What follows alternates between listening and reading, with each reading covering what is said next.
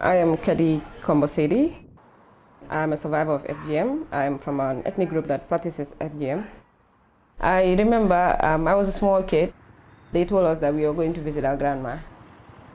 And then all of a sudden we were blindfolded and then pain, blood coming out from everywhere that you know. And growing up with the complications of FGM, I experienced myself, and I do even today. Every month during my menstrual period, I experience FGM as a problem to my health. Every month I experience that, and every month I hate the person that made me go through that. So it's a fight. It's a fight for me, like forever. It's ever going to be with me.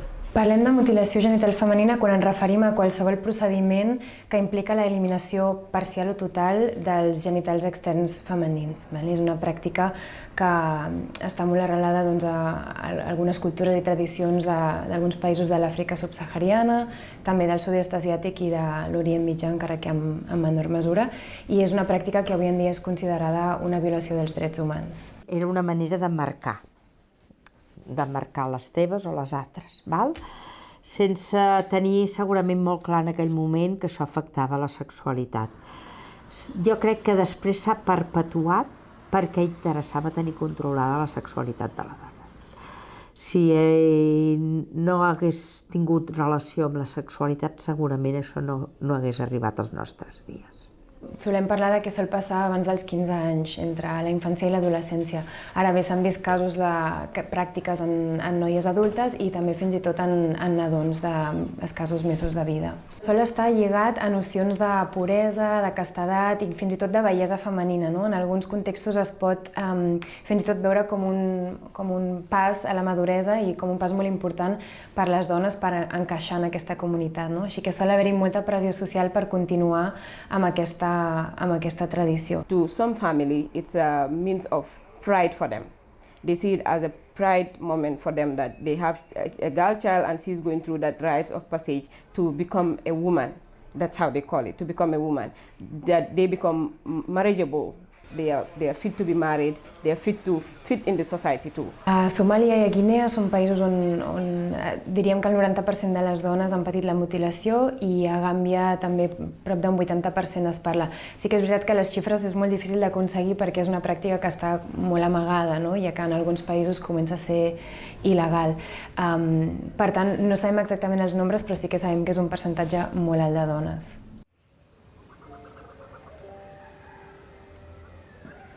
Gambia we call it the smiling coast of Africa. Generally, the country is known for hospitality. We are very hospitable, we have very rich culture. However, we need to understand the socio-cultural context of the Gambian society. We are 95% Muslim population. And because we have almost 7 or more diverse ethnic groups, each of the ethnic groups have a unique culture. Some cultures, they found their ancestors practicing female circumcision. Example, the Mandinka tribe. We are a very big practitioner of FGM. But it's not just the Mandingas. It also includes the Jolas, it includes the Fulas, the Sarahules. And also because there is Muslim prominence of Muslim practices, it becomes acceptable as a norm, both culturally and religiously. However, the debate at the national level has always been very tense. The clerics, that is to say, the Muslim clerics always believe that Islamically it's acceptable to practice this. So it's a very popular thing in the Gambia. Welcome to the Smiling Coast.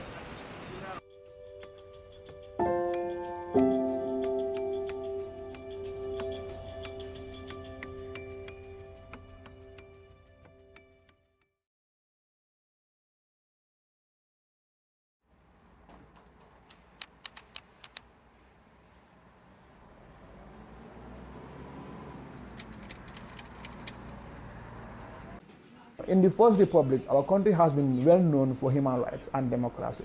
But politically, we have also undergone very interesting moments. Because the economy was struggling, there was a military coup in 1994. And then all the progress that we registered during his time, everything started turning the other way around. We had Jammeh, and things started getting terrible. Human rights violations, arrests, detentions, prosecution and imprisonment of opposition members, civil society, journalists, even government employees. So it was a very rough period from 1994 until 2016. Before the FGM ban in 2015, during the Gambia regime, FGM was a norm. It was so common that there is a period that they do it, mostly during the summer. People come together, move from one village to another, move from one region to another to go and practice the FGM. During Gambia's time, women's rights on one side was promoted, supported, and then Gambia stood by women. The implications that been faced by people, by children, and by women made Gambia to announce that FGM is illegal in the Gambia, and no one should engage in it. No one should support, assist, or even get into the act of FGM. So that was the environment during Gambia's time, and that brought about the ban on FGM in 2015. However, I think before Gambia came up with the ban, there were several milestones that we need to take note of. Number one, the advocacy around the country, the women who broke the barriers, Dr. Aissata Touré, who later became vice president in the Gambia, they were the leading figures in the fight against FGM in the Gambia. Their organization, they travel around the country. They've been chastised by religious leaders, by community leaders. They've been chased away. They've been called all sorts of names. I'm a victim of female genital mutilation. I believe that it was done for me, not to hurt me, but that it was part of my religion. But then through empowerment, education, research, I came to realize that FGM is not a religious injunction. I came to realize that FGM has negative effects on women's health and sexuality. And when I did my research, and also having to have a reflection of what happened to me and what I have gone through, I thought it is time as an insider to come out and break the taboo of silence. We were rejected by our families. People were challenging us, and they were saying we are heretics. We are influenced by the West, and that because we are educated in Western ways, then we are now we are now coming to destroy our culture. Activists such as Jaha Dukure, Fatou Balde, most of them were at the forefront fighting to see that FGM ends. So due to the conventions and the ratifications that the Gambia signed, but also majority of it is the activists begging, asking government to do something to ensure that FGM stops and ends in being practiced in the Gambia. So mostly it's the civil society organization that played a key role in ending FGM in the Gambia in 2015. At the time, Jammeh did not take any stance. But around the same time, there was another Gambian activist called Jaha Dukure, who at the level of the US Congress and also at the United Nations was strongly advocating against FGM. The story that she was telling the world about the Gambia, I think Jammeh was touched by this story. And Jammeh is a smart politician. He wanted to make sure that he's aligned with the goodwill, so that internationally he'll be seen as a champion of women's rights. I think that was the motivation. Politically, he was trying to score a point about the campaign. That's why he stepped in and then decided that it is outlawed in the Gambia. But in reality, in the practice, it didn't stop the practice. We are notorious for having laws that we do not implement in the Gambia. There are several laws that we have in our law books that are not being implemented. FGM was a major one. Despite having the ban in 2015, we've seen people practice it. In fact, they practice it open, and the laws are not implemented. They are not enforced on them. What it did, as far as Jammeh was concerned, was publicly, nobody else is coming to challenge Jammeh on that position. Not the imams, not the community activists who were practicing the thing. We all understand that Jammeh was a dictator, so you dare not come out and oppose what Jammeh says. So whatever he says, we accept, and we kept quiet. So even the imams, they stopped criticizing it once Jammeh said. So policy-wise, it was good for the country that Jammeh had a stance and said, this cannot happen. Okay, but in reality, it didn't stop the practice because people continued to practice underneath. So from 2016, when we changed from one government to another, then people came out again. It's part of them. So now it was openly done. People were doing it. Rituals came back. The festivities came back. The ceremonies came back. People doing it openly. They do not even mind that there was a law that says FGM is banned in the Gambia. Because we have democracy, we have open space. People are free to express themselves to associate themselves with their beliefs and their practices in line with the Constitution. However, I think the fact that some imams were bold to challenge that law also speaks to President Adama Barrow's weakness in governance. When the government of Adama Barrow came into power, they've not talked about FGM in totality and all that, despite the fact that we have a Minister of Women, Gender and Children Welfare. So I feel the government of the Gambia currently is not bothered by FGM and what it does, perhaps due to political sensitivity and all that, but they are not much bothered or concerned about women's rights with regards to FGM and the complications it comes with. He doesn't have to be a dictator. He only has to implement the law. But I think Adama Barrow also, President Adama Barrow also had to make some, look at the pros and the cons, politically whether that would be good for him to go against the imams or not. If the law was there and it was being implemented to the letter, there was no reason for us to come back to the same situation again in 2024.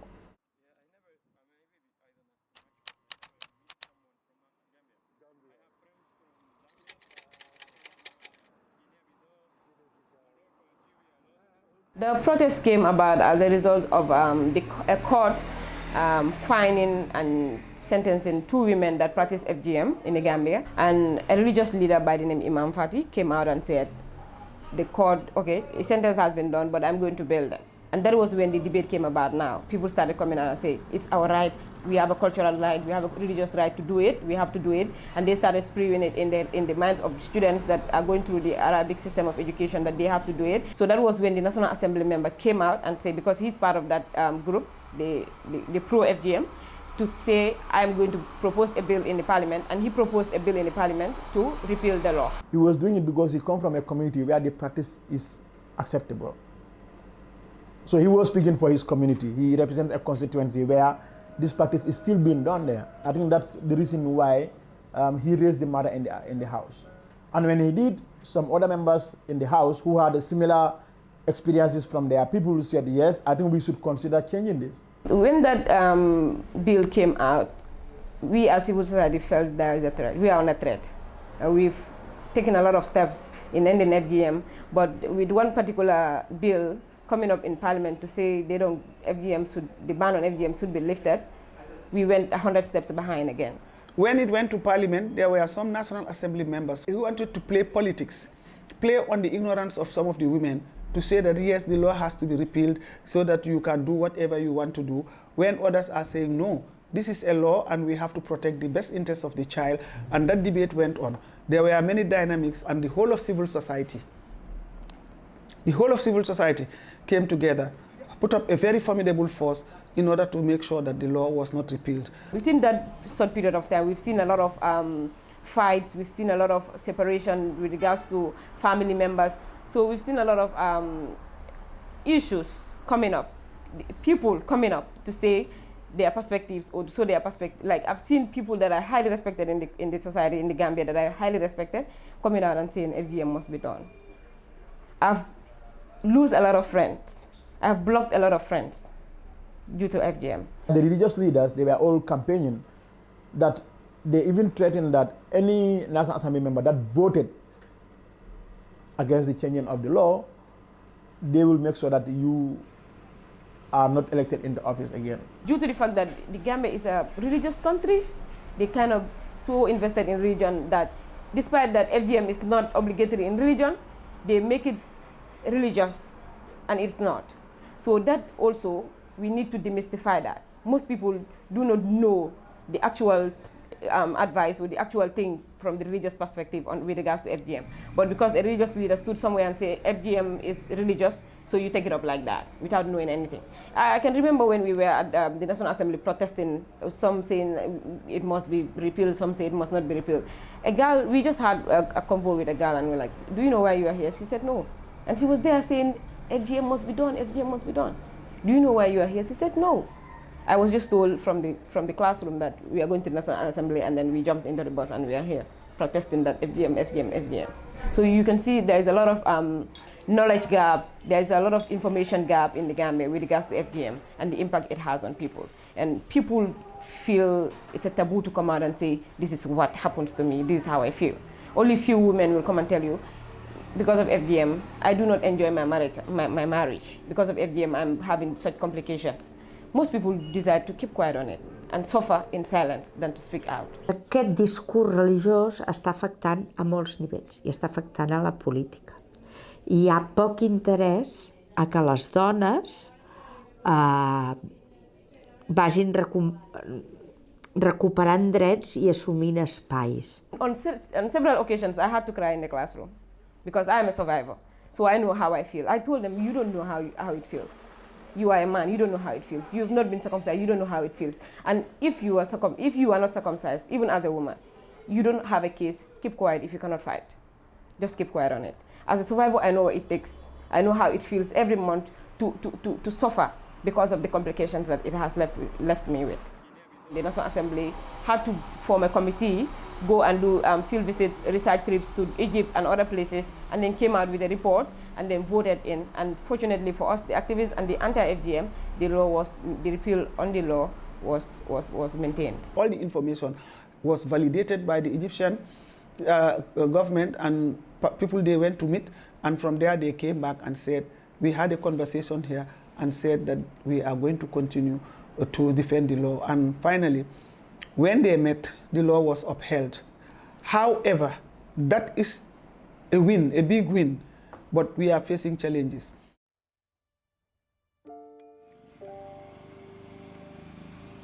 In the Gambia, unfortunately here, a lot of people have realized now, there's now a new awakening that our education system is leaving out very important matters that we need to learn from the start.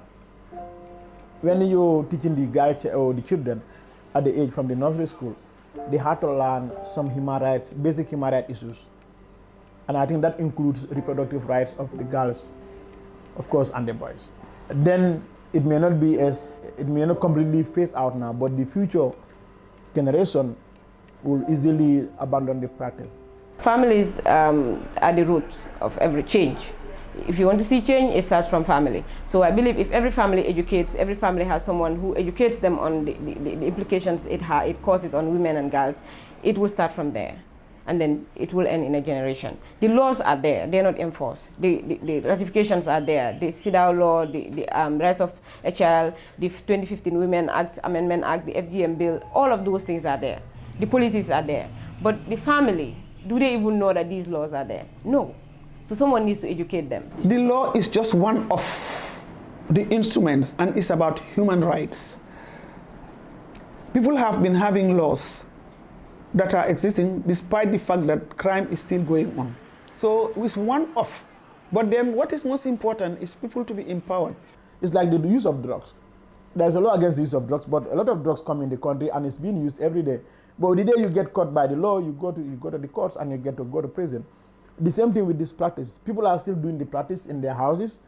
I can do the practice in my house. My neighbors will not even know my daughters have gone. I told my mother, my children are never going to go through FGM. And she said, if you don't want it, it's never going to happen.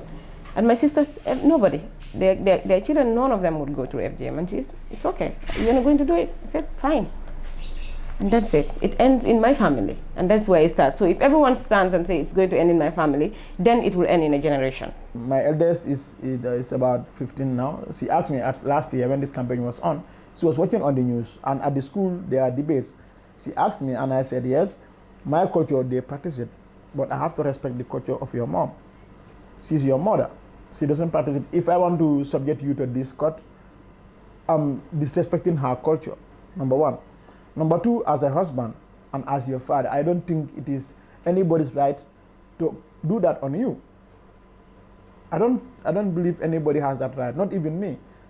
So I have to protect you from this practice. That's why I don't let you undergo this. I come from a practicing community. I have 3 daughters. My daughters, none of them are circumcised. It is as a result of education, awareness, and my consciousness of the effects of FGM. Change is a process. And when people have perceptions or social norms have various reasons why they are done, those norms are taken. So you have to deconstruct the norms. If it is for enhancing girls' marriageability, my daughters are not circumcised, but they are married. It is because you want to be accepted in your ethnicity. Now, ethnic groups have changed for the good. And if you are, how many girls are not circumcised in the community that are actually part of the ethnic group and are well accepted and so on? So why are we doing it? If the ethnic groups that are not doing it are not affected by it, by not doing it, then why are we doing it? When we do it and we have complications from it. We have health complications, we have psychological complications. In fact, some die because of FGM during the act of doing it. So why are we doing it when we can do without it? No podem oblidar que això no deixa de ser un negoci. I és un negoci com aquí un nostre casament. Un negoci pel sastre que fa les robes, pel que ven el xai, pel que organitza la música, per la que talla. És un negoci. Llavors s'ha de buscar altres opcions. Most of the imams are respectable members of the community. How do you change their mindset? Their belief is that this is wrong, it is wrong. You know, but how do you also talk to them in a way that they understand based on knowledge, not based on like arrogance or some negative things. They're not going to listen to you and you're not going to meet your goals. We need to do a lot of education and we need to do a lot of public awareness and we need to do strong advocacy, including the laws. I think that those are the 4 solutions that I would suggest.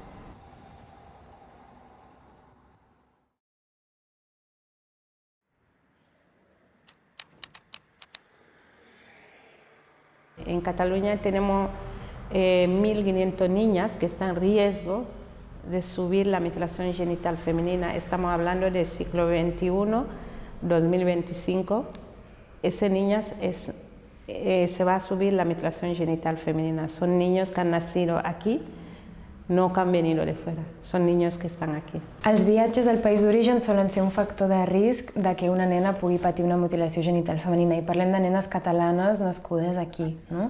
Per tant, a Catalunya s'han implementat protocols que el que busquen és fer un seguiment amb les famílies, fins i tot fer uns contractes escrits que garanteixen la protecció d'aquestes nenes durant aquests viatges. Quan una nena, nosaltres tenim coneixement de que pot viatjar per ser mutilada, clar, nosaltres sols no prenem la decisió de si viatja o no viatja. Aquí són diversos actors que hem de prevenir que la nena se la mutili. I aquí és molt important sanitat, salut. Per què? Perquè salut té un compromís de no mutilació de les menors que fan signar els pares. Aquest compromís, evidentment, no és una obligació, no és legal, no és que si ho signo ja tinc l'obligació de no fer-ho, però sí que els pares, en el moment que signen el compromís, els expliquen totes les conseqüències legals que poden haver-hi si mutilen a la seva filla. Com a mínim serveix perquè quedi escrit que d'alguna manera això comprometi la gent, perquè jo em vaig trobar amb pares amb els que hi tenia superconfiança, em deien, però és que jo no ho faré, ja ho saps que jo no ho faré, dic, ja ho sé, però si jo no hi soc quan tornis i la nena s'ha mutilat, sempre serà la teva paraula contra la meva, i en canvi un document signat, això sempre servirà. Què passa? Que amb aquest compromís el que fan és que viatgen al seu país, però quan tornen es comprometen a que les nenes tornaran a passar per una revisió ginecològica. Llavors, què passa? Que si els pares ja signen aquest compromís de salut, el jutge té com una prova més de que la intenció del viatge de la nena no és mutilar-la, perquè saben que quan torni la nena li faran una revisió ginecològica. A més de que el jutge també el que demana als pares és el bitllet d'anada i el bitllet de tornada. Si la nena no té bitllet de tornada, no la deixa sortir del país, normalment. Per què? Perquè molts el que fan és que la porten, com ja saben que aquí ja és un delicte, i la deixen al seu país. In fact, Spain has done a lot with the Gambia. We had 2 projects. One was from Catalonia, and that protocol was also developed with our participation, because when we went there were discussions, and that was a very good tool. That tool was important because when people come from Spain, they come here, they used to circumcise their children and go back. But when that protocol was there, that stopped. Va ser una manera d'obrir ulls tots plegats. Els professionals, tots. Sanitaris, serveis socials, educació, però fins i tot la mateixa comunitat, i les dones van començar a prendre consciència de que encara que se'ls hi haguessin explicat una sèrie de coses, aquí tenien uns drets i que els podien reclamar. Això del document ho van anar fent altres països, però no hem sigut pioners amb l'atenció a la dona adulta mutilada. Amb això ens han passat la mala cara a altres països. Realment, el dia que entenguem que acompanyant, reparant físicament, emocionalment i psicològicament i donant suport a totes les víctimes i supervivents de tot tipus de violència, tindrem un món millor. En aquest moment tindrem un protocol com Déu mana. Ara encara no.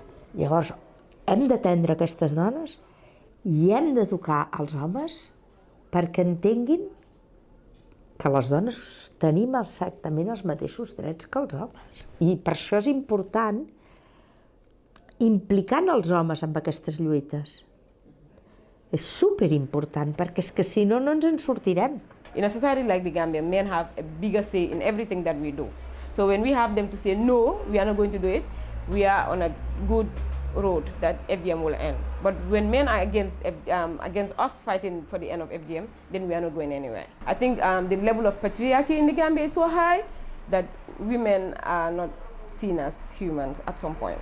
They are not even allowed to talk or say certain things because it's a taboo that you have to say it in front of a man or when a man is there. Gambia is a very closed society.